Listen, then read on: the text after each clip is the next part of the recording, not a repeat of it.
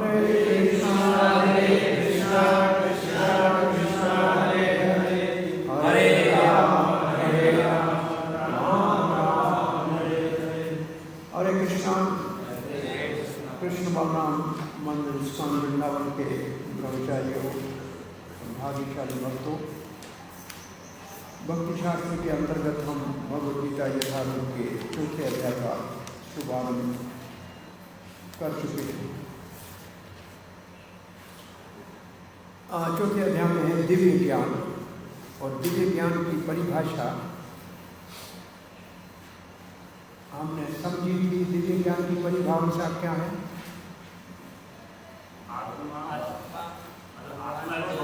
आत्मा और भगवान का विज्ञान और दोनों का संबंध, ये है दिव्य ज्ञान। बहुत अच्छा। दिव्य ज्ञान का लाभ क्या है, फल क्या है? शुद्धि करता है और मुक्ति प्राप्त कराता है। बहुत अच्छा। और दिव्य ज्ञान को प्राप्त करने के लिए अधिकार क्या है?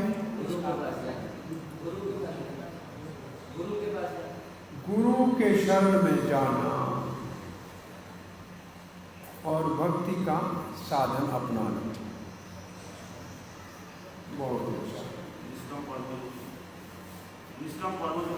निष्काम कर्म से ज्ञान प्रकट होता है। लिखा है, वहां शब्द लिखा है, स्वार्थ रहित निष्काम कर्म से भक्ति के, उसको भक्ति, निष्काम कर्म भक्ति से ज्ञान की प्राप्ति है। तीसरे और चौथे अध्याय में का संबंध कौन से श्लोक के आधार पे हमने समझा था? 30 और 39। दोनों में भगवत ज्ञान की महिमा का वर्णन है, जिससे काम आदि शत्रुओं के ऊपर विजय प्राप्त की जा सकती। तो भगवान वो ज्ञान देने जा रहे हैं।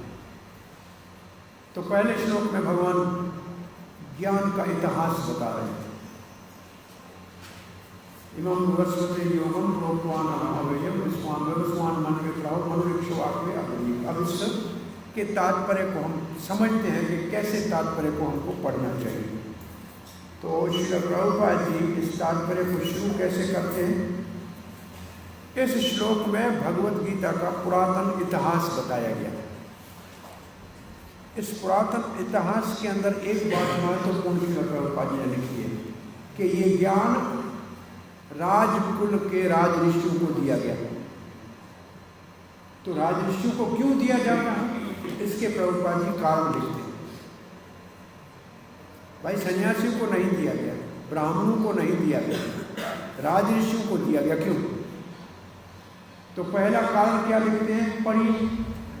पहला कारण लिखते हैं क्योंकि एक व्यक्ति पढ़े और माइक उठा के बाकी पुस्तक में साथ साथ पढ़े। तो ये पहला कारण है। यहाँ स्पष्ट कहा गया है कि गीता विशेष रूप से राजर्षियों के लिए थी, क्योंकि वे इसका उपयोग प्रजा के ऊपर शासन करने में करते थे। दूसरा श्लोक का नहीं, इसी को पूरा पढ़ेंगे ना। दिया गया, इसको दिया गया क्योंकि भगवद गीता क्या करेंगे? नागरिकों का क्या करेंगे? प्रजाओं का शासन, प्रजाओं के ऊपर शासन करने में इस ज्ञान का उपयोग करते थे। इसलिए राजर्षियों को दिया गया। Rule the citizen and protect them from the material bondage. ये जो है ना दूसरा श्लोक से पढ़े, पहला श्लोक में अलग है। नहीं, पहले श्लोक में पहले श्लोक। यहाँ पर हमें भगवद गीता का इतिहास प्राप्त होता है। यह अत्यंत प्राचीन बताया गया है, जब इसे सूर्य लोक इत्यादि संपूर्ण लोगों के राजा को प्रदान किया गया था। ये तो बताया इतिहास। अब क्यों दिया गया है, ये कारण दिया जा रहा है। समस्त लोगों के राजा विशेष रूप से निवासियों की रक्षा के निमित्त होते हैं। अतः राजन्य वर्ग को भगवद गीता की विद्या को समझना चाहिए, जिससे वे नागरिकों या प्रजा पर शासन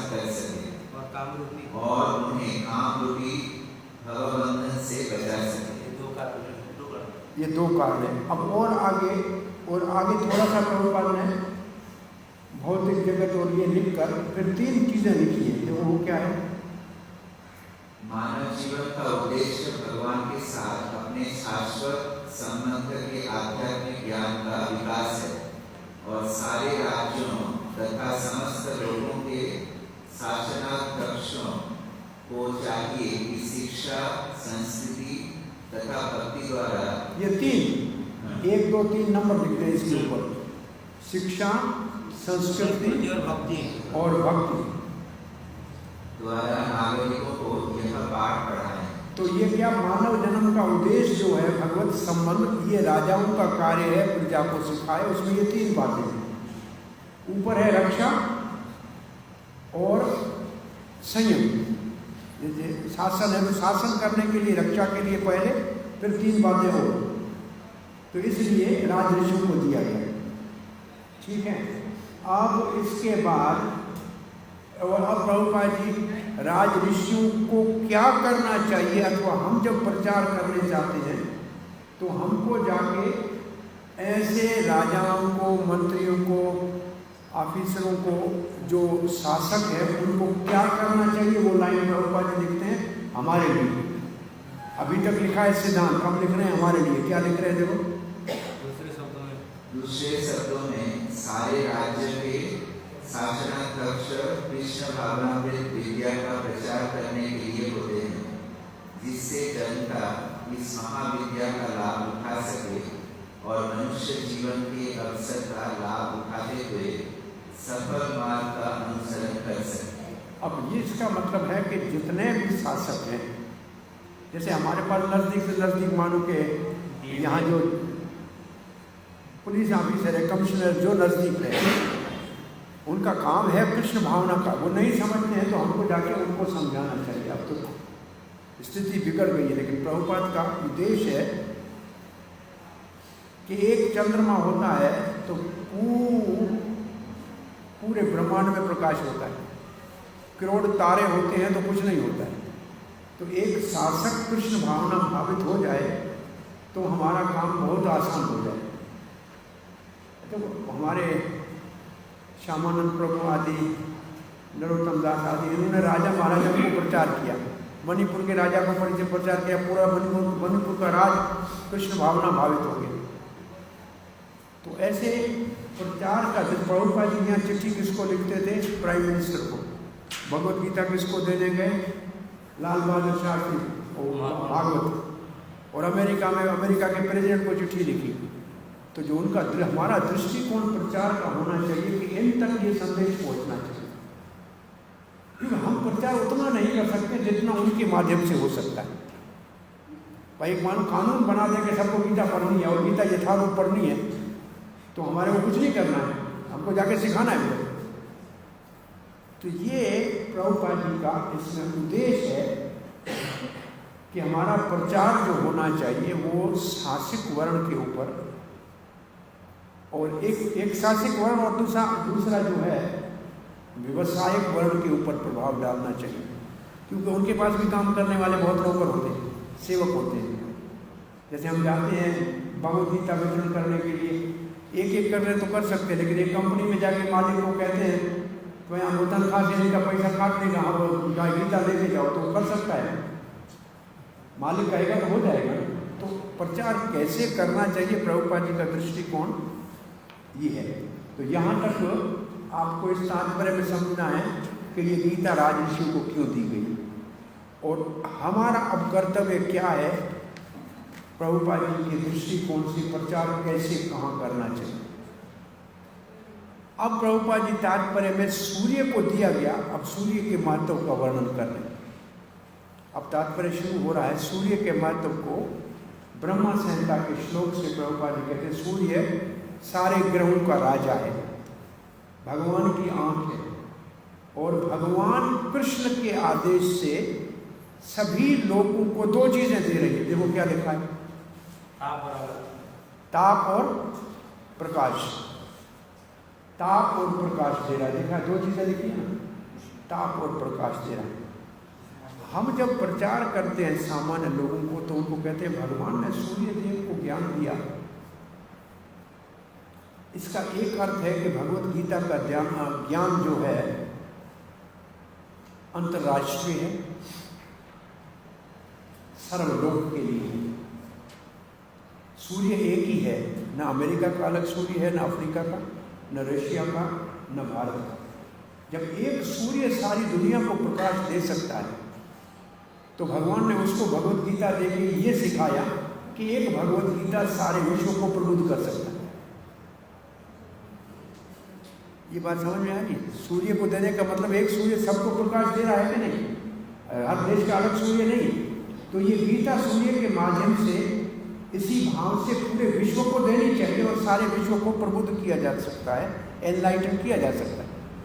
और प्रभुपाद जी ने इस भाव को समझा और गीता को विश्व व्यापक रूप से प्रकाशित करके और सब तक पहुंचाया। गीता को इस प्रकार से पहुंचाने का प्रभुपाद से पहले किसी ने प्रयास नहीं किया। सूर्य के प्रकाश की तरह गीता सब जगह पहुंचनी चाहिए। और दूसरा सूर्य की विशेषता क्या है? एक तो ये प्रचार के लिए बहुत महत्वपूर्ण सिद्धांत है। दूसरा सूर्य को देने का, सूर्य कभी छुट्टी नहीं करता है, कर्मयोगी है पक्का, कभी छुट्टी नहीं करता है, कार्य उसका निरंतर चलता रहता है और सबको जीवन देता है, जगाता है, जीवन देता है। जब दिन होता है तब कमाते हैं, खाते हैं, चलते हैं और अपवित्र से अपवित्र जगह को भी पवित्र कर देता है। तो जो भगवत गीता हम सीख रहे हैं, हमारे को सूर्य की तरह कार्यरत होना चाहिए। जैसे हमारी मंगल आरती कोई छुट्टी कभी नहीं होती, कभी छुट्टी नहीं होती, जब में कभी छुट्टी नहीं होती। तो ये कार्य निरंतर होना चाहिए और सब जगह पहुंचना चाहिए। सूर्य जैसे सब जगह पहुंच जाता है, जहाँ कोई चीज़ नहीं पहुंचती वहाँ सूर्य की प्रकाश पहुंचता है। तो गीता का संदेश हमको सब जगह पहुंचाना चाहिए। और विशेष रूप से जहाँ बहुत कचरा ज़्यादा है वहाँ तो जाना ही चाहिए, उसको पवित्र करना चाहिए। गीता तो परम पवित्र है, गीता का ज्ञान। तो सूर्य देव को देने के पीछे कुछ विशेष कारण है। क्षत्रिय भी है, साथ में ये दो चीज़ें जो देता है, प्रकाश भी देता है। प्रकाश को वैसे समझे, प्रकाश का मतलब ऐसे समझे ज्ञान है, और ताप का मतलब तपस्या है। ऐसे कि तपस्या भी और ज्ञान भी। तो हम जो हमारा साधन है उसमें तपस्या भी है, तो सबको सिखाना है। और तपस्या तो मानव मात्र के लिए इतनी महत्वपूर्ण है कि सृष्टि से पहले ब्रह्मा जी को दो ही शब्द सुनाई दिए, तप। और हमारे भारत वर्ष का आराध्य देव भगवान नर नारायण आज भी बद्रिक आश्रम में तपस्या कर रहे हैं। तो तपस्या तो मानव मात्र के लिए अति आवश्यक है। तो अब श्रील प्रभुपाद जी सूर्य देव को ब्रह्म संहिता का श्लोक लिखकर और फिर इस युग का सूर्य विवस्वान नाम का है, श्री कृष्ण की इच्छा से इनको भगवत गीता दी गई। इससे एक बात प्रभुपाद जी कहते हैं, सूर्य देव को देने का एक प्रभुपाद जी और अधिक अद्भुत कारण दिख रहे हैं, जरा पढ़िए। इससे ऐसे पता लगता है कि भगवत गीता कोई सड़क छाप लोगों के लिए नहीं है। क्या लिखा है, जरा पढ़िए प्रभुपाद जी के शब्दों में।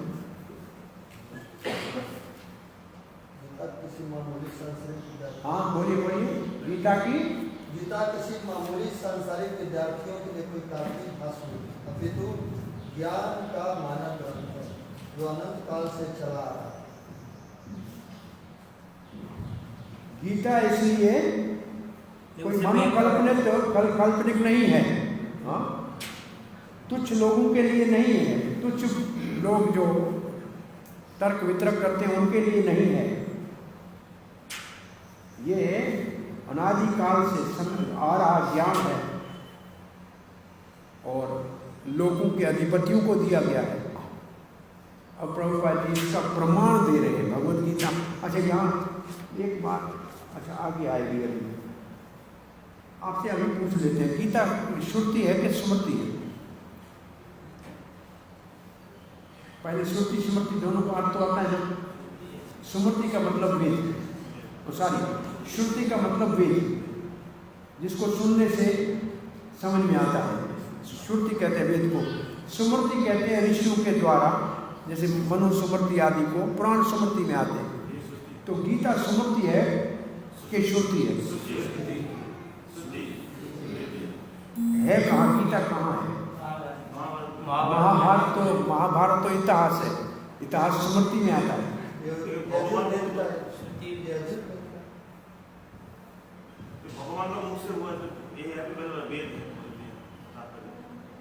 स्मृति में श्रुति है, दोनों है। ये स्मृति भी है और ये श्रुति भी है। श्रुति है गीता उपनिषद, उपनिषद हो गया श्रुति। प्रभुपाद ने लिखा ये उपनिषद है, गीता उपनिषद है ना, तो उपनिषद हो गया श्रुति। और है कहाँ? महाभारत में, वो है स्मृति। तो ये स्मृति में श्रुति है स्मृति में, परंतु है श्रुति। तो प्रभुपाद आगे लिखेंगे, इसलिए गीता वेद के समान है। ठीक है। अब इसके उपरांत प्रभुपाद जी एक और प्रमाण, मैं इसलिए आपको ये बताया क्योंकि अब महाभारत का श्लोक आ रहा है। तो महाभारत से ब्रह्मा संहिता से दिया, तो ब्रह्मा संहिता ब्रह्मा जी के द्वारा, वो भी श्रुति शास्त्र में नहीं आएगा, और ये भी स्मृति का ही उदाहरण दिया जा रहा है दोबारा। ये स्मृति का उदाहरण तो श्लोक आप पढ़ें, वैसा ही श्लोक लिखा है महाभारत में। त्रेता युगादौ च ततो विश्वविवस्वान् मन्वे ददौ मनो मनुश्च लोक भृत्यः अर्थम, क्या लिखा है? सुतैक्षवाक्वे ददौ, अपने पुत्र इक्ष्वाकु को दिया। इक्ष्वाकुना च कथितो व्याप्य लोकान् अवस्थितः। तो इस इक्ष्वाकु ने सामान्य संसार के लिए ये उपलब्ध किया। तो धरती के ऊपर ज्ञान कैसे आया कोई पूछे तो इक्ष्वाकु महाराज के माध्यम से धरती के ऊपर आया। सूर्य लोक में था, फिर मनु जी के पास था, लेकिन इक्ष्वाकु के माध्यम से मानव समाज में आया। और प्रभुपाद जी यहाँ इक्ष्वाकु को रघुकुल का जो है पूर्वज कह रहे हैं। तो इसका मतलब भगवान श्री रामचंद्र के प्रकट से पहले ये ज्ञान धरती पे था। इसके उपरांत जितना ये पूरा परिच्छेद है, इसमें केवल ये बताया गया है कि एक युग कितना होता है। तो जब सूर्य 7वां मनवंतर चल रहा है, तो वहाँ से ही अगर गिनती करें तो इतना समय तो गीता दिए को हो गया। तो ये तो सिर्फ नंबर है जो आपको याद करने हैं कि कब द्वापर इतना है, ये तो सब सामान्य बात है। तो बात ये लिखी है मुख्य रूप से कि जो मनु अभी है, अभी जो मनु है ये 7वां मनु है। तो गीता 7वें मनु के समय से आई, ऐसे लगता है। इससे पहले नहीं थी। कि आपका क्या विचार है? गीता तो नित्य है, भगवान नित्य है तो गीता नित्य है। भगवान प्रकट होते हैं, अप्रकट होते हैं, गीता भी प्रकट होती है, अप्रकट होती है नित्य। बहुत साल पहले मैंने पढ़ा था एक और परंपरा भी, सूर्य से पहले भी एक और परंपरा है। अब मेरे को उसकी याद नहीं आ रही है, लेकिन एक है। तो ये नित्य है, ऐसे मानो कि भगवत गीता नित्य है। ये नित्य और शाश्वत है। भगवान शाश्वत है तो भगवान की वाणी कैसे अनित्य हो सकती है? किसी समय के रो ऐसे नहीं है इसका। कभी प्रकट होती है, कभी अप्रकट होती है। ब्रह्मा को वेदिक को ज्ञान दिया। अब प्रभुपाद जी ये सब साल लिखने के उपरांत कहते हैं मानव समाज में कम से कम 20 लाख साल से तो है। इसे लिखा है, कितना लिखा है? 20 लाख। कम से कम 20 लाख साल से मानव समाज में गीता का ज्ञान है। और ये तो गीता के अपने वक्ता भगवान श्री कृष्ण के वचनों के अनुसार है, ऐसे लिखते प्रभुपाद जी। ठीक है, ये देख लिया। इतने समय तो मानव समाज है। अब जो लिख रहे हैं प्रभुपाद जी वो लिखे भाई, सूर्य देव क्षत्रिय वत्स एक सूर्य वंश है, एक चंद्र वंश है।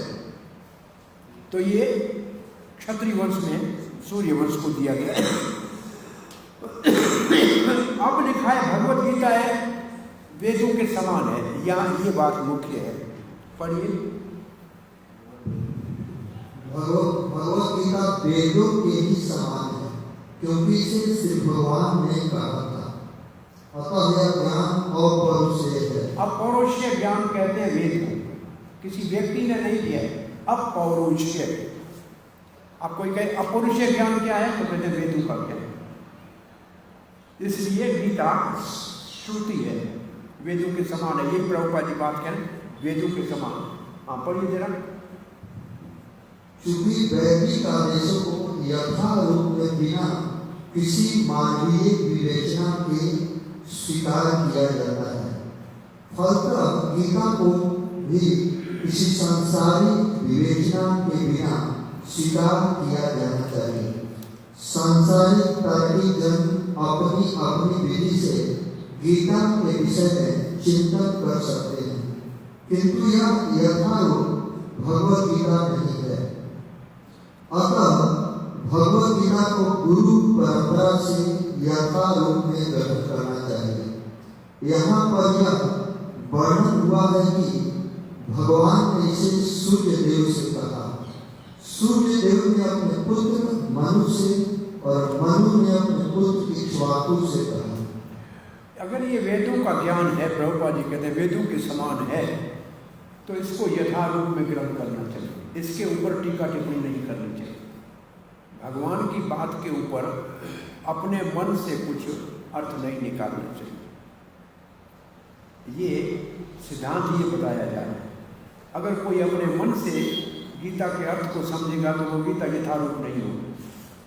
तो अब उसके लिए क्या करना चाहिए, तब प्रभुपाद जी बता रहे हैं हमको परंपरागत गीता का अध्ययन करना चाहिए। तो ये हमने पहले श्लोक का तात्पर्य पढ़ा। अब आपका कोई प्रश्न है? हाँ प्रभु जी, ये परंपरा को लेके एक प्रश्न है। माइक तो रिकॉर्डिंग नहीं होता है। हाँ जी। हरे कृष्ण। प्रभु जी, प्रश्न ये है, जो परंपरा में 4 परंपरा का बात जो किया गया है, वो परंपरा क्या ये लोग ऑथराइज हैं ज्ञान देने के लिए, या ये परंपरा के माध्यम से ही जाना जरूरी है जो कि मुक्ति पाने के लिए? वैष्णव परंपरा में मुक्ति को महत्व नहीं है। मुक्ति है मतलब कृष्ण प्राप्ति या जो भी कृष्ण प्रेम जो भी हो। परंपरा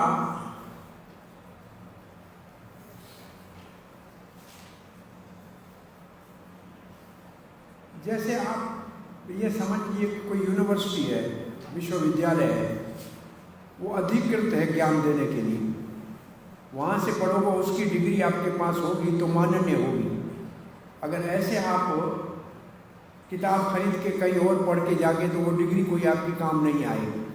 तो परंपरागत जो शिक्षा होती है वो प्रमाणिक होती है, जिसको समाज में भी स्वीकृति है, साधु समाज में भी स्वीकृति है। अब इसको हम आपको ऐसे उदाहरण दें, यहाँ कुंभ मेला लगा हुआ है ना, जो परंपरागत संत हैं उनको जब वो स्नान करने जाएंगे, शाही स्नान में उसके ऊपर छाता ले जाएंगे, चमर ले जाएंगे। दूसरा, चाहे प्रधानमंत्री है, उसको भी जाने का अधिकार नहीं है। वो नहीं जा सकता, ऐसे वो नहीं जा सकता। और ऐसे बहुत सारे संत हैं, जैसे आप बहुत प्रसिद्ध संत किसी का नाम ले लो, अगर परंपरा में नहीं है, जैसे हमने देखे ऐसे बहुत से बड़े कथावाचक जितने आप जिनके नाम ले लो, वो इसमें ऐसे जा नहीं सकते क्योंकि वो परंपरा में नहीं है। तो परंपरा में नहीं है तो साधु समाज में स्वीकृति नहीं है। तो साधु समाज में परंपरा का महत्व है, और कोई मंत्र बिना परंपरा के है तो उसका कोई फल नहीं है। संप्रदाय वहीना मंत्र निष्फला। एक महात्मा किसी को दीक्षा दे रहे थे तो मंत्र बोल दिया, तो किसी ने सुन लिया, बोला महाराज मंत्र तो मैंने भी सुना है। बोला लेकिन तुमने सुना है लेकिन मैंने तुम्हें दिया नहीं है, काम नहीं करेगा। बोला कैसे? बोला बंदूक किसी को मैं मारता हूँ, आवाज तो 100 आदमी सुनते हैं, मरते वही है जिसको गोली मारता हूँ। सब गोली मरेंगे, सब मरेंगे क्या? आवाज तो बहुत सुनते हैं लेकिन मरते थोड़ी। तो इसका मतलब है जिसको दिया जाएगा उसी को लाभ हो, सुनने से सबको लाभ नहीं हो। तो उसके अंदर एक महात्मा परंपरा की परिभाषा बता रहे थे। परम पूज्य राधा गोविंद स्वामी महाराज कह रहे थे अपने शिष्य को, मंदिर से बाहर रह रहा था, तो कहा देखो गोली अगर आपके पास बंदूक की गोली हो, ऐसे किसी को उठा के मारो, कुछ करेगा? और अगर बंदूक में डाल के डालो मारो तो परंपरा से काम होता है, बंदूक से जैसे काम होता है।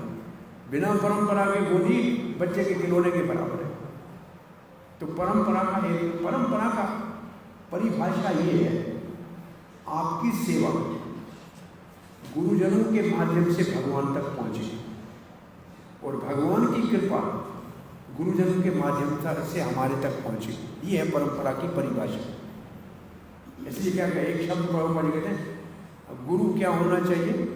ट्रांसपेरेंट वाया मीडियम, पारदर्शी शीशे के समान, जिसके अंदर से भगवान की कृपा भक्त तक पहुंचे और भक्त की सेवा भगवान तक पहुंचे। न भगवान की कृपा भक्त तक पहुंचाने में उसमें रुकावट नहीं होनी चाहिए और हमारी सेवा भगवान तक पहुंचाने में कोई विधान नहीं पड़ना चाहिए। ये है परंपरा की परिभाषा। इसलिए भगवान को भोग अर्पण करते हैं गुरु जी को, गुरु जी क्या हाथ में देते हैं, गुरु जी देते हैं, आरती करते हैं गुरु जी को देते हैं, वो देते हैं आगे। तो ये परंपरागत हम सेवा करते हैं, आगे जाते हैं। तो परंपरा का महत्व ये है कि भगवान का संबंध। और परंपरा का एक दूसरा उदाहरण देते हैं, कोई चीज बहुत दूर हो, उसको देखने के लिए आपके पास क्या होता है? वो दूरबीनी होती है ना, उससे दूर की चीज नजदीक कैसे नजर आती है? बड़े बड़े अंदर शीशे होते हैं, मोटे मोटे, वो दूर से नजदीक।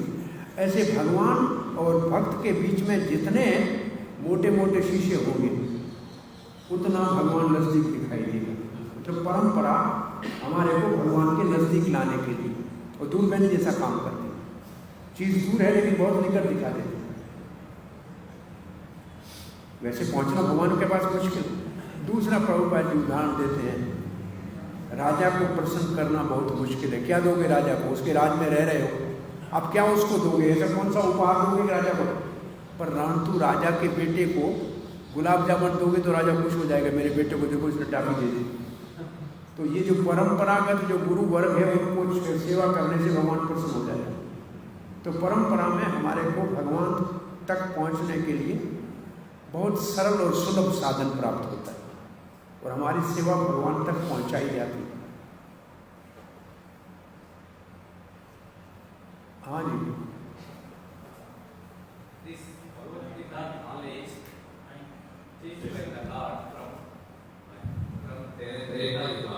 why not Satyuga?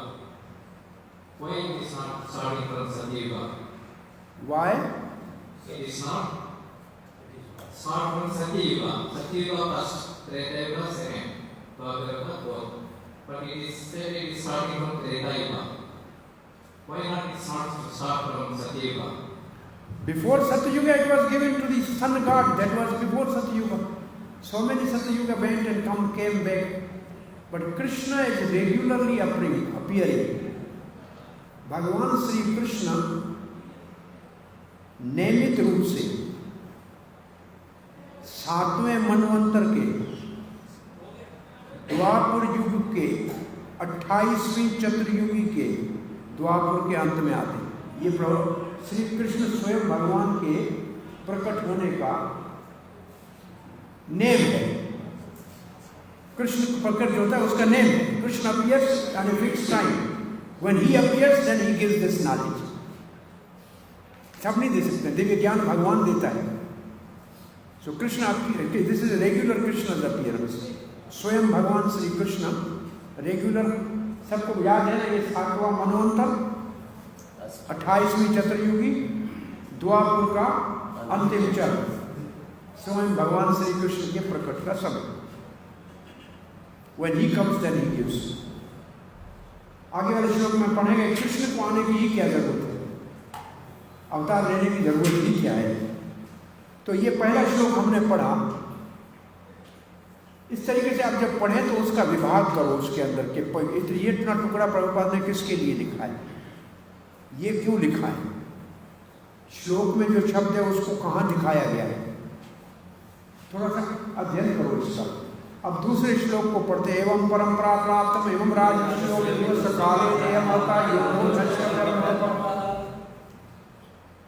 तो ये ज्ञान परंपरागत राजऋषियों में आया और काल के प्रभाव से परंपरा नष्ट हो गई। तो ये परंपरा कैसे नष्ट होती है, ये आपको प्रश्न दिया था, किसी ने इसका अगर उत्तर लिखा है तो कोई एक व्यक्ति आके इधर समझाए सबको। आइए, आपने लिखा, आइए यहाँ, ये हम बैठिए, सबको समझाइए, माइक दीजिए।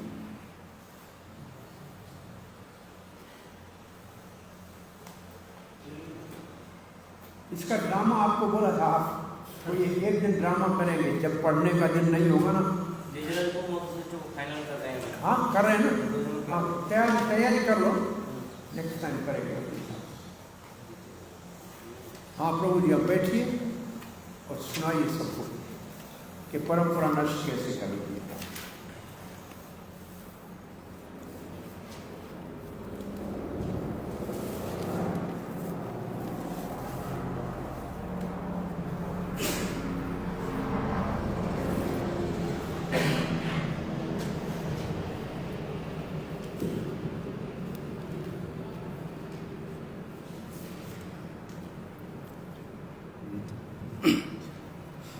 जब दिव्य ज्ञान प्राप्त किए व्यक्ति में व्यक्तिगत स्वार्थ का समावेश हो जाता है, तभी इस दिव्य ज्ञान जो कि अव्यय है का नाश हो जाता है। नाश होने का अर्थ है कि यह दिव्य ज्ञान व्यक्ति की इंद्रिय तृप्ति या स्वार्थ भावना से ढक जाता है। दिव्य ज्ञान अव्यय है क्योंकि अव्यय परमेश्वर से प्रवाहित होता है।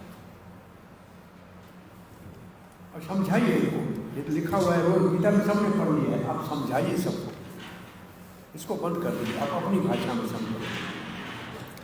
अब एक हमारा अनुभव आपको बता दें, प्रचार में जाओ, अपनी भाषा में बोलो, किताब की भाषा में बोलोगे लोग सो जाएंगे। किताब की भाषा आंखों से पढ़ने के लिए, कानों से सुनने के लिए नहीं, वहाँ अपनी भाषा में बोलो, जो सामान्य भाषा है। आपने इसको क्या समझा, अपनी भाषा में बोलो, इसको बंद कर दो। परंपरा के द्वारा हमें दिव्य ज्ञान प्राप्त होता है, गुरु परंपरा के द्वारा, तो उसमें हमारी भावना होनी चाहिए कि हम गुरु कृष्ण की प्रसन्नता के लिए हम इस ज्ञान को अभ्यास करें और वितरित करें। लेकिन जब हमारा उसमें इंद्रिय तृप्ति का भावना, जैसे नाम, प्रतिष्ठा, धन आदि का जो लोभ समाहित हो जाता है, तो हमारा जो ध्यान है उनकी प्रसन्नता से हट करके स्वयं पे आ जाता है। मतलब उसको स्वार्थ या इंद्रिय तृप्ति में वर्ड यूज किया उसके लिए, तो वो जब होता है तो उसी को कहते हैं दिव्य ज्ञान नष्ट हो जाना, क्योंकि आपका ध्यान उधर से हट के इधर हो गया, जो कि गुरुमुख से हट के मनमुख हो गया, माया मुख हो गया। तो ये दिव्य ज्ञान का नाश होना कहलाता है। और कोई कारण?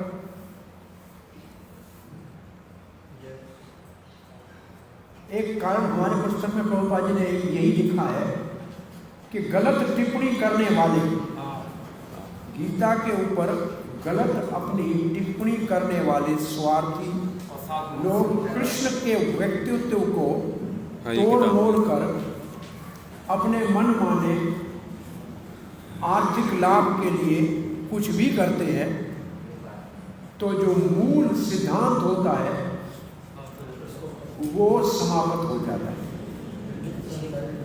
एक तो ये कारण लिखा है इसमें, यहाँ पे लिखा है, विभिन्न संसारी विद्वानों ने गीता की असंख्य टीकाएं की हैं, किंतु वे प्रायः सभी श्री कृष्ण को स्वीकार नहीं करते, यद्यपि वे कृष्ण के नाम पर अच्छा व्यापार करते हैं। यह आसुरी प्रवृत्ति है, क्योंकि असुरगण ईश्वर में विश्वास नहीं करते, वे केवल परमेश्वर के गुणों का लाभ उठाते हैं। उसमें वो ऊपर असुरी प्रवृत्ति के ये लोग कृष्ण से द्वेष करते हैं लेकिन गीता के ऊपर प्रवचन करते हैं। ये प्रभुपाद जी प्रवचन गीता के ऊपर करते हैं लेकिन कृष्ण का नाम लेंगे ही, परमात्मा कहेंगे, ब्रह्म कहेंगे, लेकिन कृष्ण नहीं कहेंगे। तो ये वृत्ति है असुरी। क्यों असुरी वृत्ति क्यों है? ईर्ष्या करते हैं, भगवान से ईर्ष्या करते हैं, भगवान से ईर्ष्या करते हैं, भगवान की जगह लेना चाहते हैं, भोक्ता बनना चाहते हैं। इसलिए राम राज्य चाहते हैं लेकिन राम को नहीं चाहते। हाँ? राम राज्य चाहते हैं, राम को नहीं चाहते। राम के बिना राम राज चाहते हैं। तो मुख्य कारण ये दो समझ में आ गए। एक तीसरा कारण दिखा नहीं है इसमें, लेकिन श्लोक से साफ समझ में आता है। राज ऋषि नहीं है, किसको दे? ये ज्ञान राज ऋषियों को ही देना है, तो राज ऋषि नहीं है। ऐसा राजा नहीं है जिसको ऋषियों ने चुना हो, जिसका राज अभिषेक किया हो, जो किसी गुरुकुल में गुरु के पास शिक्षा ग्रहण करके आया हो। ऐसा तो है नहीं कोई। अब राजा कोई ऐसा है नहीं तो दे किसको? राज ऋषियों का अभाव है कि नहीं? राज ऋषि है नहीं है। ये राज ऋषियों का ज्ञान है। राज ऋषि नहीं है तो किसको दे? और राज ऋषि नहीं है, इसलिए ऐसे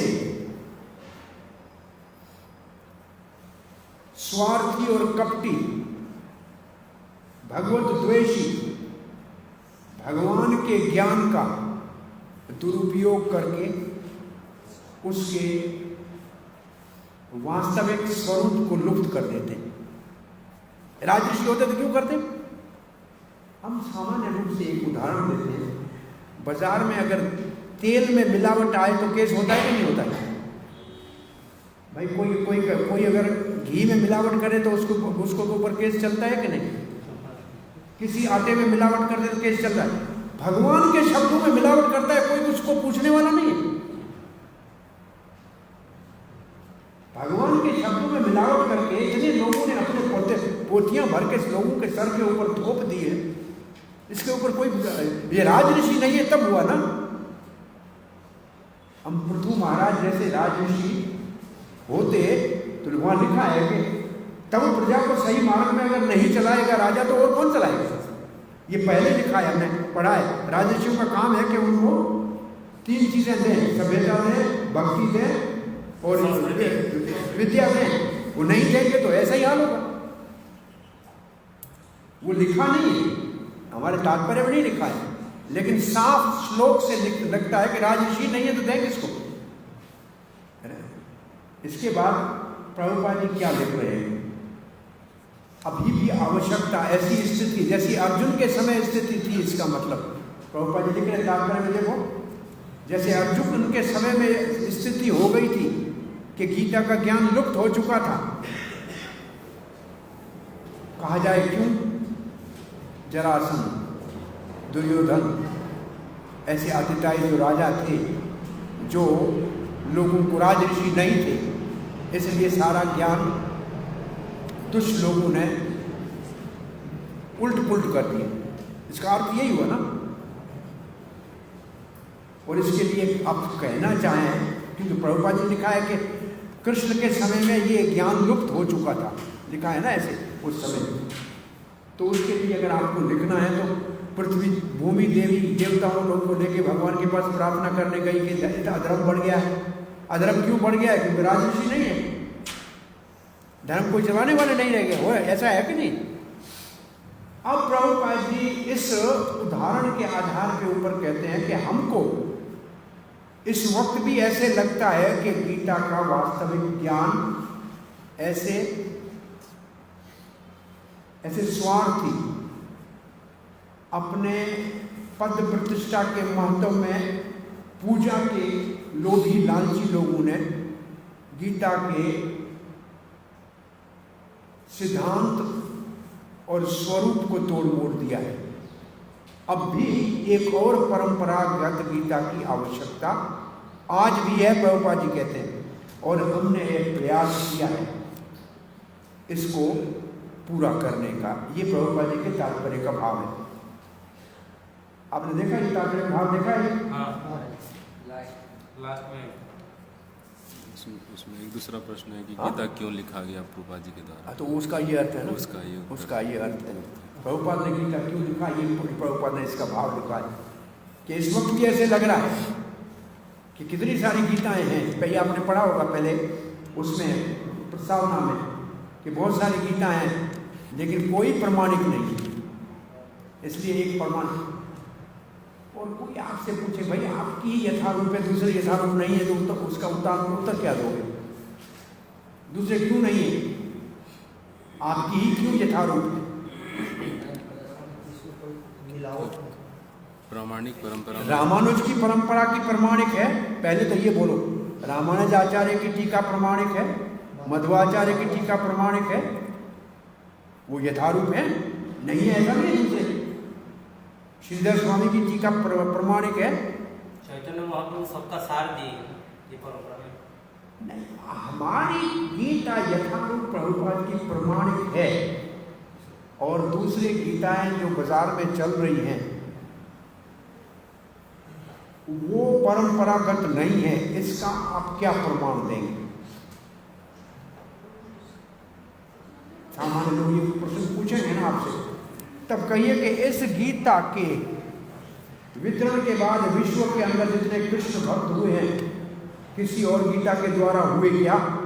नहीं हुए, तो वो प्रमाणिक नहीं है, और इससे हुए तो ये प्रमाणिक है। देख लो, फलेन परिचय, आपके सामने फल से परिचय। किसी और गीता ने किसी कहीं कृष्ण भक्त पैदा किया क्या? और जो गीता लिखने वाला है वही भक्त नहीं है, तो फिर जो पढ़ने वाले कहां से होंगे? समस्या तो ये है ना, लिखने वाला ही भक्त नहीं है तो पढ़ने वाला कहां से हुआ? एक तात्पर्य हम कहाँ पढ़ा रहे थे थोड़े दिन पहले, शायद 9वें अध्याय में है, जिसमें एक तात्पर्य में प्रभुपाद ने 35 बार कृष्ण शब्द लिखा है। 35 बार सिर्फ कृष्ण शब्द एक तात्पर्य में है। मैं समझता हूँ 9वें अध्याय में है। तो प्रमाणिक परंपरागत गीता की आवश्यकता प्रभुपाद ने कहा हमको पड़ गई, इसलिए हमने यथारूप इसको स्थापित। अब आपको अपने लिए कौन सी परंपरागत, तो प्रभुपाद ने कौन सी परंपरागत गीता को किसको अर्पण किया है? बलदेव विद्याभूषण। बलदेव विद्याभूषण। तो परंपरागत इसलिए है, अपने पास जो प्रभुपाद जी की गीता है इसके अंदर बलदेव विद्याभूषण की टीका 70% है, 30% कम से कम विश्वनाथ चक्रवर्ती पाद की टीका है, 10% भक्ति विनोद ठाकुर की टीका है, और स्वयं श्री प्रभुपाद जी की अपनी टीका उसके साथ आधुनिक युग के लोगों के अनुरूप दी हुई है। प्रभुपाद जी के भावार्थ के साथ 3 आचार्यों का तो निश्चित रूप से इसमें समावेश है। हम आपको हम थोड़ी देर में पढ़ेंगे, आप देखेंगे वो कैसे कैसे प्रभुपाद ने उनके भाव को दिया है, और फिर अपना उसके ऊपर हम हमारे समझने के लिए थोड़ा सा मार्गदर्शन किया। ठीक है, धन्यवाद। सब लोगों ने प्रयास किया इन प्रश्नों को समझने का। अब मैं पहले श्लोक के ऊपर बलदेव विद्याभूषण के भाव को पढ़ रहा हूं। 4था अध्याय, देवकी पुत्र श्री कृष्ण अपने दिव्य प्रकट्य और दिव्य लीलाएं जो नित्य हैं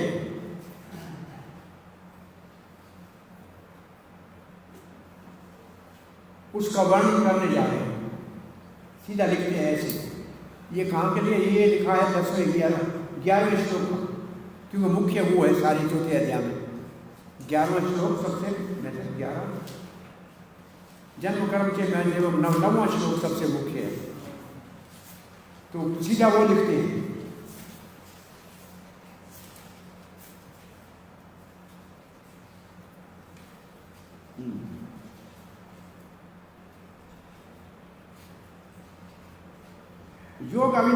क्यों है? लिखते हैं योग अव्यय क्यों है? योग अविनाशी इसलिए है कि ये नित्य है। बोला नित्य क्यों है? बोला ये वेदों का सार है। योग अविनाशी क्यों है? अभी है ना लिखा हुआ, अभी पहले श्लोक में अभी शब्द है ना, इमं विवस्वते योगम प्रोक्तम हम अव्ययम। अव्यय का अर्थ लिखते हैं, अव्यय का मतलब है नित्य, और ये नित्य है, नाश नहीं होता है। इसका अर्थ है वेदों का सार है।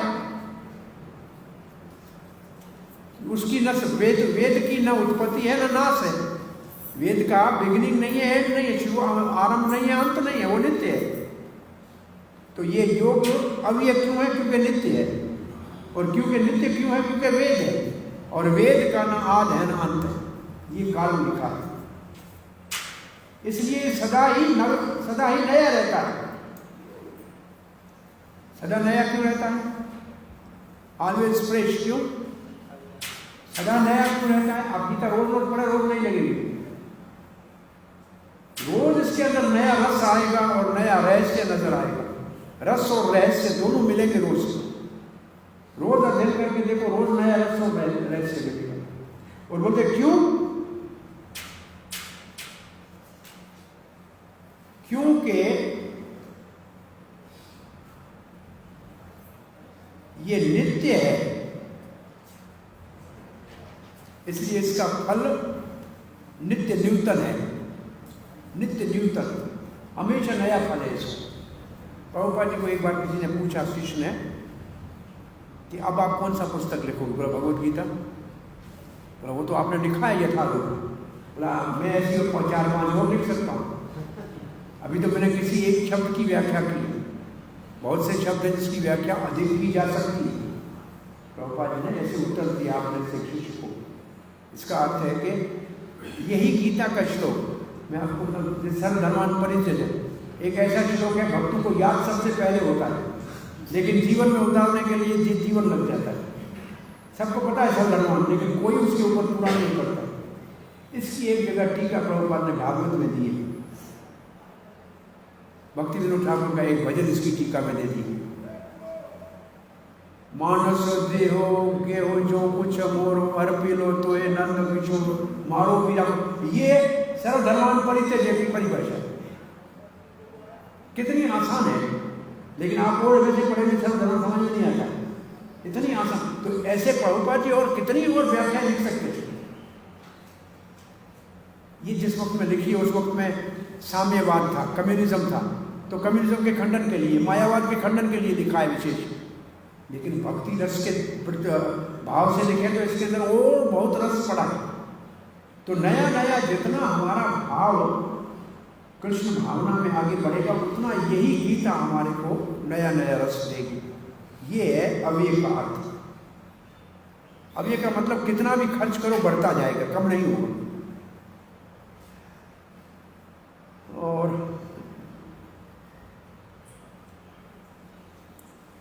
श्रील प्रभुपाद की हमने तात्पर्य पढ़ा। दूसरे श्लोक का भी हमने भावार्थ पढ़ लिया।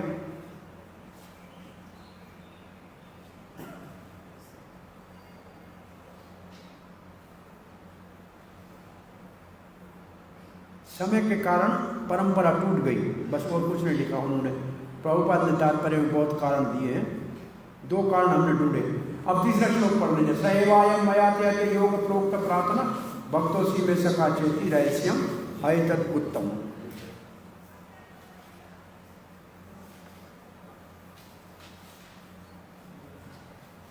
अब मेरे मित्रों, इसलिए मैं आपको देने जा रहा हूं, और इसमें एक शब्द बलदेव विद्याभूषण ने लिखा है, आप मुझ में आसक्त हो। आप मुझ में बहुत आसक्त हो, you are attach to me. फिर दोबारा लिखा, आप मुझ में अति आसक्त हो। इसका मतलब भक्त कौन है? जो भगवान में आसक्त हो। अब आसक्त जब शब्द लिखा है उन्होंने, इससे आप भक्ति सामर्थ्य की परिभाषा में आसक्ति 8वां स्तर है। आदौ श्रद्धा साधु संग भजन क्रिया अनर्थ निवृत्ति निष्ठा रुचि। तो आसक्त जब शब्द आए तो समझो कितना ऊपर है वो। तो जो आसक्त भक्त होता है वही भगवत गीता में रस निकाल सकता है। जब तक निष्ठा से ऊपर नहीं उठते हैं, अनर्थ निवृत्ति में होते हैं, तब तक हमारे को भगवत गीता में वो रस दिखाई नहीं देगा। पढ़ा है लेकिन दिखाई नहीं देगा।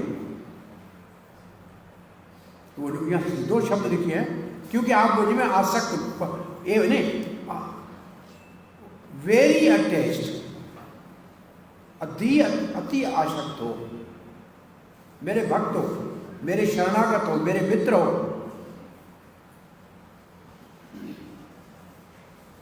इसलिए ये रहस्य आपको बताने जा रहा हूं, इसलिए इसको रहस्य ही रखना। अब श्री प्रभुपाद जी के तात्पर्य के अंदर क्या है जरा देखिए। श्री प्रभुपाद जी क्या लिखा है? 2 प्रकार के क्या, कौन है क्या? 2 प्रकार के क्या मानव, क्या लिखा है? 2 प्रकार के मनुष्य है, एक भक्त और एक असुर। इसका काम भक्त और असुर, ठीक है। भगवान ने अर्जुन को चुना क्योंकि वो भक्त था। हाँ, ये विज्ञान देने के लिए अर्जुन को चुना। और असुर इस रहस्य को नहीं समझ सकते, प्रभुपाद जैसे लिखते हैं। तो ये तो कई वैसी क्लास में कई बार बताया आपको, असुर और भक्त में कैसे विभाजन करेंगे। असुर कैसे? असुर ऐसे थोड़ी कि बड़ी सींग होगी उसके, या बड़ी लाल आंखें होगी, भयानक, ऐसा नहीं। तो असुर और भक्त की का भेद कैसे करेंगे? क्या कसौटी है? हाँ, शास्त्र के प्रमाण को मानने वाला भक्त और उसके विपरीत असुर। ये है भगवत गीता के 16वें अध्याय। पद्म पुराण का एक प्रसिद्ध श्लोक है, विष्णु भक्ता देवता तद विप्रिय असुरा। जो भगवान के भक्त हैं वो विष्णु के भक्त हैं, वो असुर। जो देवता या भक्त वो हैं जो विष्णु के भक्त हैं, और जो उसके विपरीत है वो असुर।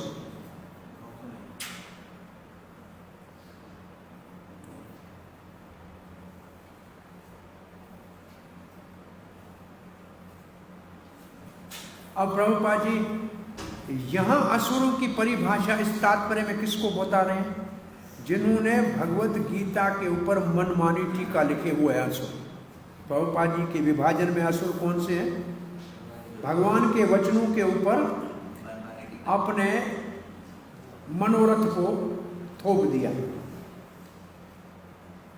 प्रभुपाद ने सावधानी से शब्द लिखा है, कुछ भक्तों की भी हैं और कुछ अभक्तों की टीकाएं भी हैं। तो भक्तों की जो टीका है वो वास्तविक है। तब इसका ये प्रभुपाद ने सबको प्रमाणिक आचार्यों की टीकाओं को सम्मान दिया। भाई कौन सी श्रीधर स्वामी की टीका प्रमाणिक है, विश्वनाथ चक्रवर्ती ठाकुर की टीका प्रमाणिक है, बलदेव विद्याभूषण की टीका, रामानुजाचार्य की टीका, ये प्रमाणिक है। ऐसे बहुत सी और टीका है। लोगों ने आजकल तो भगवद गीता एक छापी है, उसको एज इट इज भी लिखा है।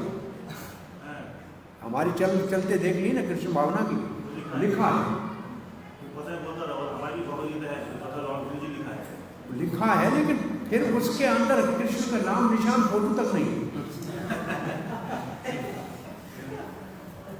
प्रमाणिक है कि नहीं? आप गीता को खोल के आगे पीछे देखो, कृष्ण के फोटो कितने हैं, उतनी प्रमाणिक है। और प्रभुपाद जी आगे लिखते हैं,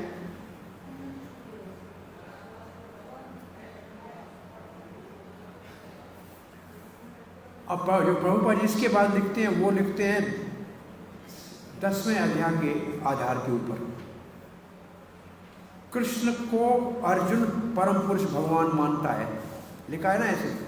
देखिए अपनी पुस्तक में देखिए लिखा है, अर्जुन कृष्ण को परम पुरुष भगवान मानता है। कहाँ मानता है आपसे पूछा जाए तो? 10वें अध्याय में अर्जुन 10वें अध्याय में कहते हैं, क्या कहते हैं? परम परम परम धाम पुरुषम शाश्वतम दिव्यमादि देवम अजम विभुम आउस्वावश्य सर्वे देवश्य। ये श्लोक का प्रभुपाद जी ने यहाँ उल्लेख किया है। अर्जुन कृष्ण को इसलिए अर्जुन के चरण चिन्हों में चले तो फिर वास्तविक भक्ति करेगा और इस महान विज्ञान को प्राप्त कर सकेगा। अर्जुन के चरण चिन्हों में, तो अर्जुन के चरण चिन्हों में चलने को आपको पूछा जाए तो क्या कहे, आप उसका उत्तर क्या देंगे? अर्जुन के चरण चिन्हों में चलने का मतलब क्या है? जैसे अर्जुन ने कृष्ण को माना वैसे हमको मानना चाहिए। कृष्ण परम ब्रह्म है, कृष्ण परम पुरुष है, दिव्य है, आदि देव है, जैसे अर्जुन ने माना ऐसे हमको मानना चाहिए। अब प्रभुपाद कह रहे असुर कृष्ण को नहीं मानते कृष्ण। और फिर प्रभुपाद लिखते हैं कृष्ण के विषय में कुछ अपनी मनोकल्पना करते हैं और कृष्ण ने जो मार्ग बताया है उससे लोगों को पथभ्रष्ट कर देते हैं। कृष्ण को हटाकर उसकी जगह पे अपनी मनमानी कुछ कल्पना डाल देते हैं। अब प्रभुपाद ने यहाँ सावधान किया जा रहा है कि ऐसे पथभ्रष्टों से सावधान रहो। हमें तो अर्जुन की परंपरागत चलना चाहिए, तभी भगवत गीता के इस दिव्य विज्ञान को समझ सकते हैं। अब प्रश्न ये उठता है, अर्जुन का नाम परंपरा में लिखा ही नहीं। देखो भगवत गीता हमारे इसमें परंपरा पूरी लिखी है, इसमें अर्जुन का नाम ही नहीं है। तब आपसे कोई पूछे तो उत्तर उसका तो कभी सूर्य का नाम कहाँ है? सूर्य का नाम है उस परंपरा। ये साक्षात भगवान के पार्षद थे। उसके बाद व्यास देव के अवतार के बाद ये शास्त्र प्रमाणिक रूप से प्रकट हुए, उसके बाद परंपरा चली। ये तो भगवत गीता किसने बोला कोई पूछे तो कृष्ण। किसने सुना? अर्जुन।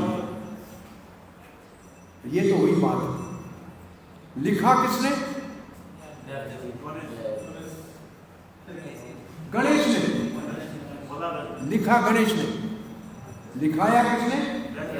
व्यास देव। अच्छा, और किसी ने सुना और सुनाया? संजय ने सुनाया और धृतराष्ट्र ने सुना, परंतु कोई फल नहीं मिला। ये दोनों में अंतर है। अर्जुन ने भी सुना, धृतराष्ट्र ने भी सुना, लेकिन अर्जुन में परिवर्तन आया, धृतराष्ट्र में नहीं आया। क्यों? अर्जुन शरणागत था।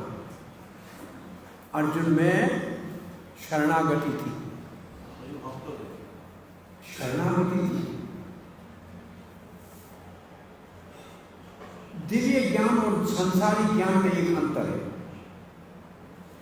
दिव्य संसारी ज्ञान को समझने के बाद मानते हैं, दिव्य ज्ञान को पहले मानना है फिर समझना है। मानना पहले। तो इसके लिए थोड़े दिन पहले हमने दो क्लास की भक्ति वैभव वालों को सबमिशन के ऊपर। सबमिशन अंग्रेजी में क्या होगा, इसका हिंदी सबमिशन शब्द कहाँ से लिया है? सबमिशन शब्द लिया है तद्विधि प्रणिपातेन परिप्रश्नेन सेव। तो प्रणिपातेन जो है उसको कहा है सबमिशन। तो उदाहरण दिया कि अर्जुन पहले अपना राय रखता था, लेकिन कृष्ण को शरणागत हुआ, उसने अपने विचार को बदला, अपने विचार को बदला और अपनी आसक्ति को बदला। पहले आसक्ति थी अपना परिवार, अब आसक्ति होगी कृष्ण में। पहले विचार था मेरा लाभ, अब विचार है कृष्ण की इच्छा। तो दो परिवर्तन आने चाहिए। भक्त में भक्ति वाली जो भगवत गीता हमारे अंदर दो परिवर्तन लाएगी। एक तो हमको अपने निर्णय बदलने पड़ेंगे, जो संसार में हमने निर्णय किए हैं उसको बदलने पड़ेंगे, और दूसरा जो हमारा अंग्रेजी में शब्द है अफेक्शन, हमारा स्नेह जो है संसार से हटा के कृष्ण की ओर मोड़ना पड़ेगा। हमारे स्नेह का पात्र, ये वैसे सीधा सा सरल आसान है। देखो इस संसार में जिनके साथ हमारा अभी स्नेह है, चाहे बेटा हो या बेटी हो या धन हो या माता हो या पिता हो, ये तो इस जन्म का है ना। भगवान को हमारा जन्म जन्म का संबंध ही है ना। तो जो हमारा हमेशा है उसके साथ संबंध रखना चाहिए या जो टेम्पररी है उसके साथ रखना चाहिए? हाँ? तो ये शरणा, ये अर्जुन की विशेषता है। उसने अपने विचार को बदला, पहले अर्जुन कहता नहीं छोड़ो, विचार को बदला और अपने स्नेह को बदला। जो स्नेह पहले समाज की समान था, परिवार को, उसको बदल के भगवान की ओर मोड़ दिया। ये जो विशेषता है अर्जुन की, यहाँ जो लिखा है ये विशेषता अर्जुन की थी। सुना तो धृतराष्ट्र ने, कोई फर्क नहीं पड़ा, कुछ अंतर नहीं पड़ा, परंतु वही धृतराष्ट्र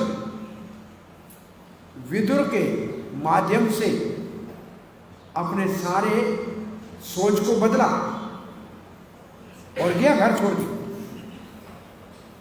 तो अगर नहीं, हम परिवर्तन हमारे अंदर नहीं आता है, भगवद गीता बहुत से पढ़ते नहीं परिवर्तन आता है, वो धृतराष्ट्र की तरह अभी तक शरणागत नहीं हो रहे। तो मुख्य शब्द है अर्जुन शरणागत था, इसलिए गीता को सुनने का अधिकार था। और शरणागति भक्ति का शुभारंभ है। शरणागति भक्ति का शुभारंभ है। शरणागति ही परिवर्तन लाती है।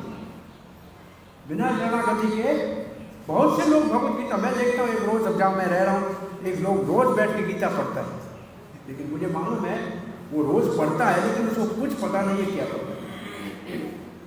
कोई शरणागति, कोई परंपरा नहीं है, पढ़ रहा है, ठीक है, आज नहीं तो कल, कल नहीं तो परसों, कभी न कभी भगवान की तरफ मुड़ेगा, लेकिन जो हम सीखने जा रहे हैं उसमें बड़ा अंतर।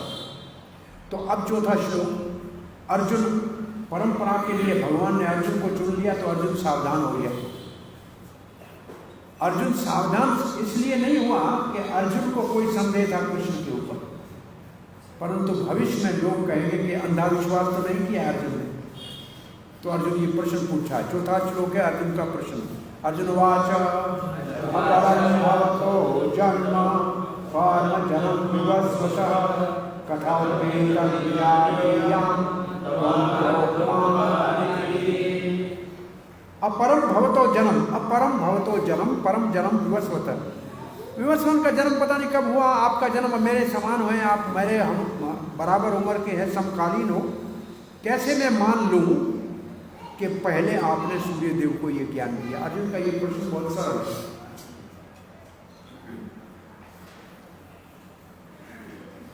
कहीं भंडारा चल रहा था, एक बूढ़ा महात्मा आया था और राम जी का मंदिर था, उसने बोला सीताराम की जब शादी हुई ना तब मैं गया था।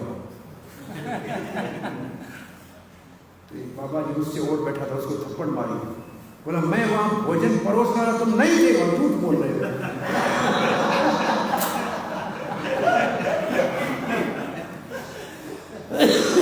तो लोग यहाँ कहते हैं कि मैं पहले आया, मैं पहले आया, लोग कैसे बहुत से कहते हैं इतने सालों में, लेकिन भगवान कहते हैं, अर्जुन उनसे पूछ रहे हैं तो इसका अंतर है, इसलिए क्या है? अर्जुन क्यों पूछ रहा है? इसने दो प्रश्न, अर्जुन ये प्रश्न क्यों पूछ रहा है? क्या अर्जुन को संदेह है क्या? नहीं। तो फिर क्यों पूछ रहा है? एक बात। दूसरी बात, भगवान को वो सब याद है जो सूर्य देव को शिक्षा दी थी, और अर्जुन भी उस वक्त था, ऐसे आपको तात्पर्य में मिलेगा। जब सूर्य देव को श्री कृष्ण ने उपदेश दिया तब अर्जुन भी वहां किसी रूप में भगवान के साथ था, क्योंकि नित्य पार्षद है, वो था वहां, लेकिन अर्जुन को याद नहीं है, भगवान को याद है। क्यों? तो दो प्रश्न हो गए ना। पहले क्या अर्जुन को विश्वास है कि नहीं, ऐसे ही पूछा है क्या? इसका उत्तर मिलेगा नहीं, अर्जुन को विश्वास है। सामान्य लोग अर्जुन को अंधविश्वासी न माने, भगवान के मुख से सुनेगा तो सबका कल्याण होगा। इसमें लिखा है 3-4 बातें मुख्य आपको निकालनी है कि अर्जुन ने ये क्यों पूछा है। भगवान के मुख से सुनेगा तो सबका कल्याण होगा, प्रमाणित होगा। परंतु दूसरा जो प्रश्न है वो महत्वपूर्ण है। अर्जुन भी था वहां जब सूर्यदेव को कृष्ण ज्ञान दे रहे तब अर्जुन खड़ा था वहां। आप ऐसे समझ लो, अर्जुन को याद नहीं है और कृष्ण को याद है। क्यों? इसका अर्थ है भूलने का कारण क्यों? सीधा प्रश्न है, भूलने का कारण क्या है? शरीर का परिवर्तन भूलने का कारण है। एक शब्द में अर्जुन का शरीर बदल गया, परंतु श्री कृष्ण का शरीर सच्चिदानंद है, वही रहता है। जब आते हैं उसी शरीर में आते हैं। तो हमारे भूलने का एकमात्र कारण है शरीरों का बदलना। शरीरों का बदलना हमारे भूलने का कारण है। और कृष्ण उसी शरीर में है, इसलिए भूत भविष्य वर्तमान सब उनके सामने, आंखों के सामने पड़ा है। और प्रभुपाद जी फिर कहते हमने कल खाया क्या था वो भी हमको याद नहीं। ये प्रभुपाद जी लिखते हैं। तो अब इसमें क्या लिखा है जरा, ये हमने आपको श्लोक के आधार पर प्रश्न उठाए हैं। अब बलदेव विद्याभूषण लिखते हैं, सीधा लिखते हैं, मूर्खों को पराजित करने के लिए और भगवान की सर्वज्ञाता, भगवान सर्वज्ञाता है और भगवान श्री कृष्ण का दिव्य स्वरूप है, ये स्थापित करने के लिए प्रश्न पूछा है। ये है बलदेव विद्याभूषण की पहली लाइन। अर्जुन ये प्रश्न क्यों पूछ रहा है? अज्ञानी लोगों को हराने के लिए, उनके तर्कों का खंडन करने के लिए। Arjun then spoke to defeat the ignorant people. To defeat ignorant people का मतलब मूर्खों को मात देने के लिए, लात मारने के लिए। अपनी भाषा में बोलो तो क्या करना चाहता है? जिनको कृष्ण के प्रति संदेह है, क्या है कृष्ण के प्रति संदेह? कृष्ण सर्वज्ञ है, सर्वव्यापी है और उनका स्वरूप नित्य है। तो ये प्रश्न पूछता है।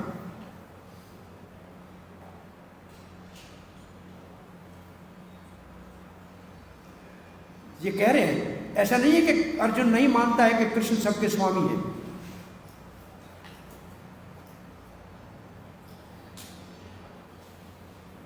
परंतु यहां कृष्ण जब प्रकट हुए हैं तो सामान्य मानव के रूप में प्रकट हुए हैं, लिखा है।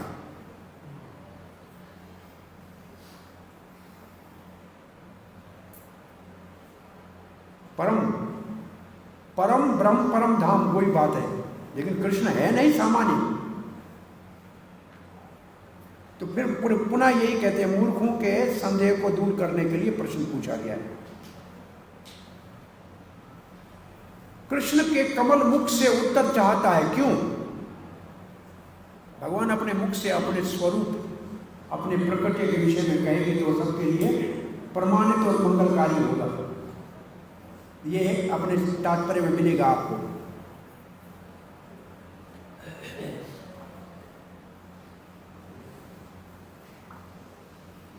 और भगवान जब अपने विषय में कोई ऐसे कहेगा तो कोई उसकी निंदा नहीं करेंगे, भगवान की महिमा गाएंगे कि बड़े दयालु है। आज बताइए, ऐसा प्रश्न अगर पूछे गुरु से शिष्य, तो एक तो गुरु ऐसे कहता है चुप कर, तुमको पता नहीं, ऐसे नहीं कह सकता है ना। लेकिन अगर गुरु अपने मुख से वर्णन करे कि नहीं, जैसे नारद जी व्यासदेव के सामने खड़े हैं और व्यासदेव को कहते हैं मेरे पूर्व जन्म में ऐसे में था, मेरे को भक्तों का संग हुआ।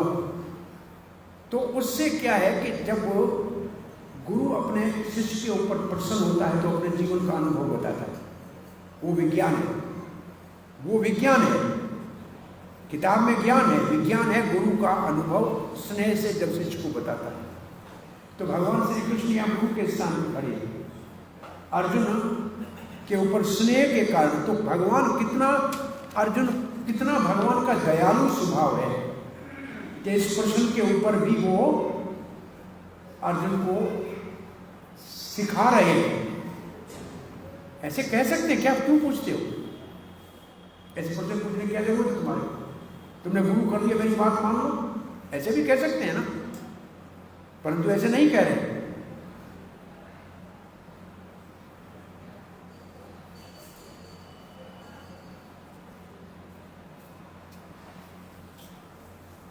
अब श्रील प्रभुपाद जी क्या लिखते हैं? अर्जुन भगवान का प्रसिद्ध प्रमाणिक भक्त है। ऐसा नहीं है कि भगवान के शब्दों के ऊपर विश्वास नहीं करता है। प्रभुपाद जी पहले अर्जुन की पोजीशन को, स्थिति को बहुत स्पष्ट करते हैं।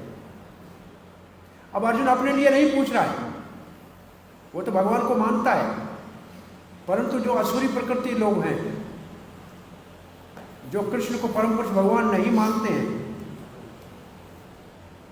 इसलिए अर्जुन ये प्रश्न पूछ रहा है। ऐसे जैसे उसको पता नहीं है, लेकिन वो सब जानता है। तो प्रभुपाद जी पहले क्या कहना चाहते हैं कि अर्जुन को पता है फिर भी पूछ रहा है। इससे आपको क्या सीखना चाहिए? इससे आपको ये सीखना चाहिए, जब पब्लिक में प्रचार करने जाते हैं तो चाहे नए लोग बहुत है वो, तो आपको आता भी है तो कुछ पूछना चाहिए, ताकि जो नए लोग हैं उनका उद्धार हो जाए, उनको जो संदेह है उन समाप्त हो जाए। ये एक वैष्णव का धर्म है। इसका मतलब अर्जुन एक वैष्णव धर्म को पूरा कर रहे हैं, ताकि भविष्य में संदेह करने वाले लोग, भ्रमित लोगों को मार्गदर्शन मिल सके, क्योंकि भगवान के मुख से सुने। तो किसी महात्मा कोई वो बहुत वरिष्ठ वैष्णव प्रवचन कर रहा है, तब जानकार भक्त को जानते हुए भी प्रश्न पूछना चाहिए, सामान्य लोगों के हित के लिए। इससे ये प्रेरणा मिलती है। और ऐसे आपने देखा है, कभी ऐसे करते भी हैं। हमें मालूम है, जब कोई जाते हैं तो जहाँ प्रचारक जो अपने ग्रुप लाते हैं, तो ऐसा प्रश्न स्वयं पूछता है ताकि उनको उत्तर मिले, क्योंकि वो जो लोग उनके साथ चलता है उससे वो नए दूसरे महात्मा के मुख से सुने हुए विश्वास करेंगे। मानो गुरु जी यहाँ कुछ कहेगा तो उसकी बात को सबको स्वीकार करना सरल हो जाएगा। तो भगवान के मुख से ये हो जाएगा तो सबका कल्याण हो जाएगा। तो अर्जुन सबका भला चाहता है, भविष्य में आने वाली पीढ़ियों का भला चाहता है, इसलिए यह प्रश्न पूछता है। और इससे हमारे जीवन में क्या है, हमको भी पूछना चाहिए, जानते हुए भी पूछना चाहिए। किसके लिए? सामान्य लोगों का मार्गदर्शन करें। इसके लिए मैं उस दिन आंसी की बात याद आई। जब मंदिर के लिए कभी दानवान इकट्ठा करना होता है ना, तो कभी इकट्ठे करते हैं लोग, कहते हैं भाई ये काम है, तो उनमें से 2-4 भक्त अपने पहले तैयार करके होते हैं। वही पहले आगे कहेगा मेरे 1.25 लाख लिखो, देना लेना कुछ नहीं होता, लेकिन बाकी सबके दिमाग में आया इसने 1.25 लाख लिखा है तो कम से कम 25,000 तो मैं भी लिखाऊं। मैंने ऐसे देखा है बहुत जगह। तो सत्य है नहीं है, इससे मेरा लेना देना नहीं है, लेकिन दूसरों को अच्छे काम की प्रेरणा देने के लिए ऐसे करने की आवश्यकता है। और देते भी थे, ऐसे भी मैंने देखा है, उसी सामने चेक लिख के देते। एक ने ऐसे चेक लिख के दिया, मांगने गए हमारे भक्त, उसने पूछा कितना चाहिए। ऐसा कोई पूछता है ना, मांगने वाला बड़ा परेशान होता है, कितना मांगो, कितना मांगो, 2 मांगो, 3 मांगो, ऐसे उसको उसने ऐसे प्रश्न जो परेशान हो गए। तो एक दूसरे को देखने लगे, दोनों दूसरे को 3-4 लाख तो चाहिए, बोलो 7 ले लो। चेक लिख दिया, बढ़ ले लो। देखा चेक के ऊपर साइन तो है नहीं। बोला सेठ जी साइन नहीं किया है। बोला मैं गुप्त दान देता हूँ, अपना नाम नहीं लिखता हूँ।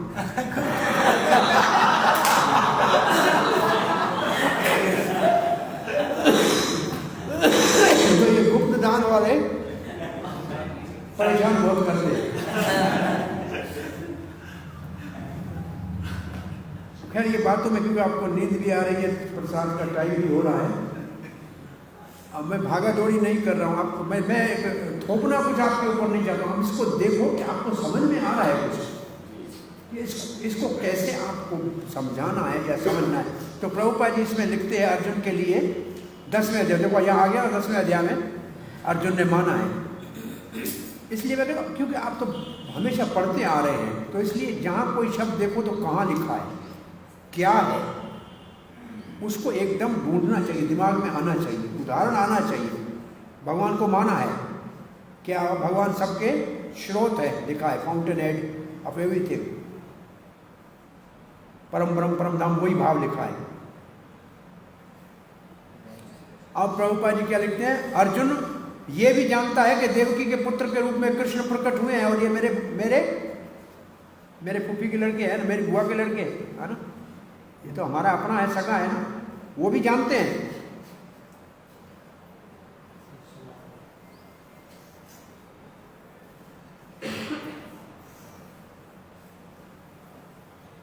अर्जुन जी से इसलिए प्रश्न पूछ रहे हैं। फिर प्रभुपाद जी क्या लिखते हैं,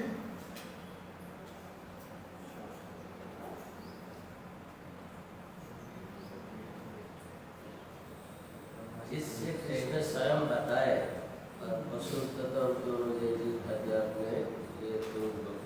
अनादिकाल से लोग जो असुर हैं वो भगवान को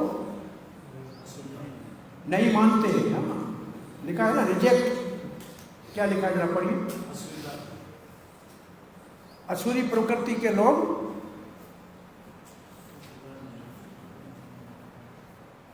अभी कृष्ण को भगवान नहीं माना है सबने, अनादिकाल से लोग मानते आ रहे हैं, परंतु असुर आज भी भगवान को क्या करते हैं, रिजेक्ट का क्या लिखा है, alone reject him, only and demons alone reject him। इसका अर्थ क्या है, असुर ही भगवान श्री कृष्ण को अस्वीकार करते हैं। कैसे, भगवान के रूप में, परम पुरुष भगवान के रूप में अस्वीकार करते हैं।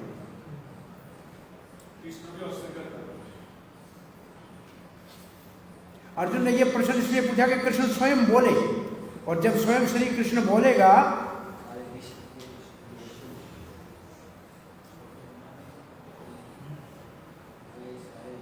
तो क्या होगा,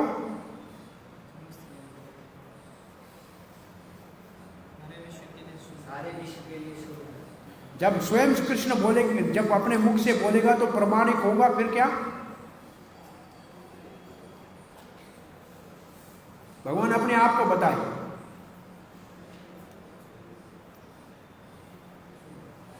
तो फिर दूसरे लोग कुछ तोड़ मोड़ के कहेंगे तो पता लगेगा ये भगवान ने बताया उसके उससे बिल्कुल विपरीत है। ये आवश्यक था सबके लिए, कृष्ण के विज्ञान को जानने के लिए आवश्यक है कि भगवान के मुख से सुने। अब लिखा है, ये लाइन आपको लिखनी चाहिए, क्यों पूछा था, एक लाइन याद करना। अगर कोई पूछे कि कृष्ण ने प्रश्न क्यों, अर्जुन ने क्यों पूछा है कृष्ण से, क्या लिखा है, इसलिए जब भगवान श्री कृष्ण बोलते हैं तो सब विश्व के लिए शुभ होता है, मंगलकारी होता है। भगवान के वचन सबके लिए मंगलकारी है।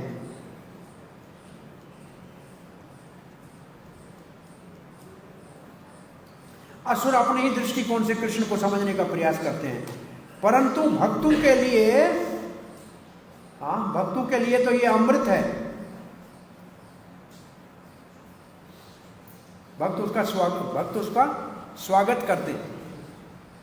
प्रभुपाद कहते, अगर प्रभुपाद जी लिखना क्या चाहते हैं, कृष्ण अगर कहेगा तो एक तो विश्व के लिए कल्याण, और दूसरे लोग कुछ और कहेंगे तो कहेंगे कृष्ण की ने कहा है उसके लिए विपरीत है, इसलिए हम नहीं मानते।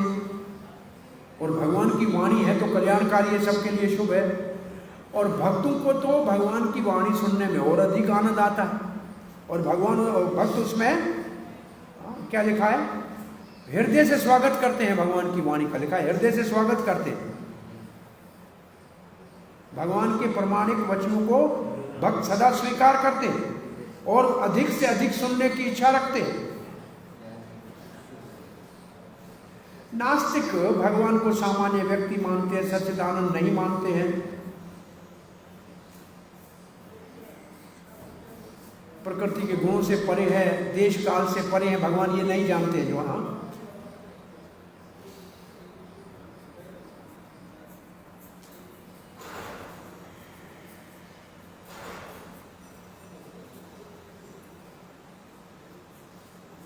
ओके, ये इतना ही इसमें है चौथे श्लोक में। क्यों भूलते हैं यहाँ नहीं है, और जगह पे आएगा। हाँ, आगे आएगा। तो यहाँ हमारे 4 श्लोक हुए, 5वें श्लोक को पढ़ के आज छोड़ देते हैं। आप जाके प्रसाद खाइए और कल फिर यहाँ से आगे पढ़ेंगे, ठीक है। 5वां श्लोक है, भगवान उत्तर दे रहे हैं। बहुनी में वेदान वेदितानि जन्मानि तव चार्यानि हम वेद सर्वाणि सर्वं वेद परं तपः। अर्जुन, तेरे और मेरे दोनों के बहुत जन्म हुए, मुझे याद है, तुम्हें याद नहीं, तो इसमें कारण आएगा ये। परंतु इसमें एक शब्द आ गया, जन्म। भगवान ने कह दिया तुम्हारे मेरे ज्यादा जन्म हुए। अर्जुन को हो गया संदेह। अर्जुन को संदेह नहीं हुआ, लेकिन लोग संदेह करेंगे क्या कृष्ण का जन्म होता है क्या? तो अर्जुन ने जब ये श्लोक भगवान ने कहा तो अर्जुन ने ऐसे देखा, आपका भी जन्म होता है क्या? तो उस वक्त भगवान ने एकदम कहा, जो भी सुनना भी आता मैं जन्मा। इसके बाद भगवान कहे मैं जन्मा, क्योंकि वो इसमें दिख नहीं रहा है। लेकिन वो श्लोक जो क्यों कहा भगवान ने, क्योंकि अर्जुन ने जन्म शब्द के ऊपर संदेह, लोग संदेह करेंगे कि कृष्ण का भी जन्म होता है। तो सारा रहस्य क्या है इस 10वें श्लोक तक? रहस्य क्या है? अजन्मा कृष्ण जन्म लेता है, जन्म लेता है फिर भी अजन्मा है।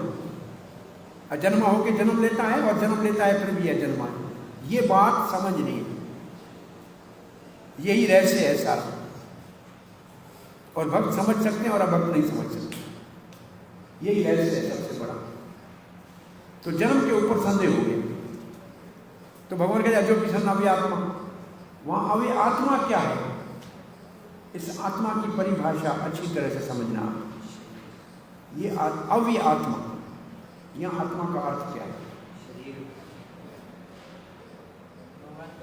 अजोपिसन अव्यात्मा भूतानाम ईश्वरोपिसन प्रकृति स्वाम अधिष्ठाय संभवामी आत्ममाया।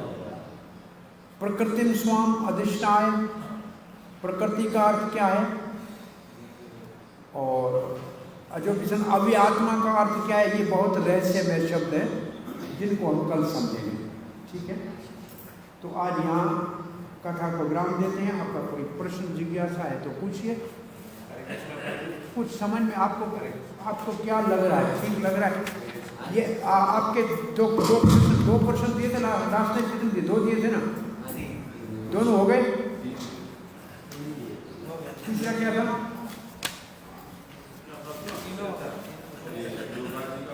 चार प्रश्न दिए थे। क्या थे 4 में? के नाश का कारण, हाँ, दिव्य ज्ञान कैसे नाश होता है? दिव्य ज्ञान कैसे नष्ट होता दिव्य है? ज्ञान नाश होता है, वो देख लिया। टीका टिप्पणी और राजनीति नहीं है। दूसरा, दिव्य का लाभ कैसे होता है? प्राप्त कैसे होता है? प्राप्त कैसे होता है? दिव्य ज्ञान कैसे प्राप्त होता है? परंपरागत। राजर्षियों को ये ज्ञान क्यों दिया जाता है? ये अभी आज लिखा ना, राजर्षियों को ज्ञान क्यों दिया जाता है? ताकि सामान्य लोगों को विद्या दें, सभ्यता दें और भक्ति दें, और उनको शासन करके जन्म मृत्यु से मुक्त करें। परंपरा कब नष्ट होता है? परंपरा कब नष्ट होता है? वो तो हो गया। तो और प्रभुपाद जी का जो तात्पर्य का, अभी प्रभुपाद ने भगवत गीता का तात्पर्य क्यों लिखा है? ये सब हो गए। उद्देश्य ये है कि परंपरा समाप्त हो गई थी। प्रभुपाद ने देखा कि परंपरा समाप्त हो गई, जैसे कृष्ण के समय समाप्त हो गई थी। अभी भी सारे ऐसे टीका हैं जिसके अंदर यथारूप नहीं है, कि एक और आवश्यकता पड़ गई। ये लिखा है प्रभुपाद ने, हमने पढ़ा आज, ठीक है। और ये जो छंद, ये 50 इसमें दे दिया है, आप इन प्रभु से दे लो, याद कर लेना कि छंद भगवत गीता में 5 छंद है। भगवत गीता में कुल 5 प्रकार के छंद का उपयोग हुआ है। अनुष्ट पर मुख्य छंद है, और इंद्र वज्रा, हाँ, इंद्र वज्रा, उपेंद्र वज्रा, उपजाति और विपरीत पूर्वा, विपरीत पूर्वा। 684 अनुष्टक है। देखो 700 में से 45, 45, 645, 700 में 645 अनुष्टक है। इसलिए अनुष्टुप इसका मुख्य। ओके, और जिसमें से 8 वर्ण है इसको अनुष्टुप कहते हैं। और 10 श्लोक इंद्र वज्रा छंद में है, जिसमें 11 वर्ण है। इसका मतलब अक्षर 11 होते हैं, 4 चरण होते हैं, 44 वर्ण होते हैं। 4 श्लोक उपेंद्र वज्र, 4 श्लोक जो है उपेंद्र वज्रा छंद में है। कौन से श्लोक है इधर नहीं लिखा है? हाँ, ये भी ढूंढो कौन से है। अनुष्टुप तो पता लग जाएगा, दूसरे कौन से? 4 लाइन वाला जो श्लोक है वो कार्पण्य दोष श्लोक है इंद्र वज्रा। कौन से? कार्पण्य दोष 4 लाइन वाला श्लोक है वो है, फिर 2 और है, 3 और है। और ये 3 तो नहीं। वो कौन से श्लोक है? ये जानकारी पूरी रखो तो अच्छा है, लिखी होनी चाहिए। 5 है, इतना तो पता लगा, प्राय मुख्य वो है। चलो धन्यवाद, हरे कृष्णा। तो जी वो आप बोले थे उसको इस अध्याय को जो भाग करके बताएंगे, क्या? इस अध्याय को जो भाग कर देंगे, वो अध्याय का विभाग करेंगे। अभी पहले 10 श्लोक पूरे हो जाएंगे तो अगली बार विभाग की वर्णन कर लेंगे। आज हम चाह रहे थे कि तात्पर्य को कैसे देखना है, आप उसको उसके अंदर से खोज करके लिखा क्या क्या पढ़ा है इसमें। ठीक है, हरे कृष्णा, धन्यवाद।